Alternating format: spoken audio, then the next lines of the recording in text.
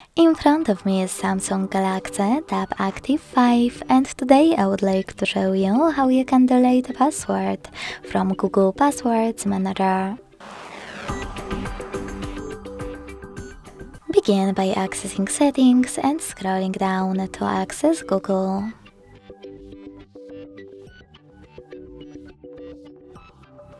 Then click on Autofill, Autofill with Google, and Google Password Manager. Finally, just click on one of your passwords that you wish to remove and enter your current screen lock. Lastly, click on Delete button next to the Edit one and confirm your choice in the pop-up.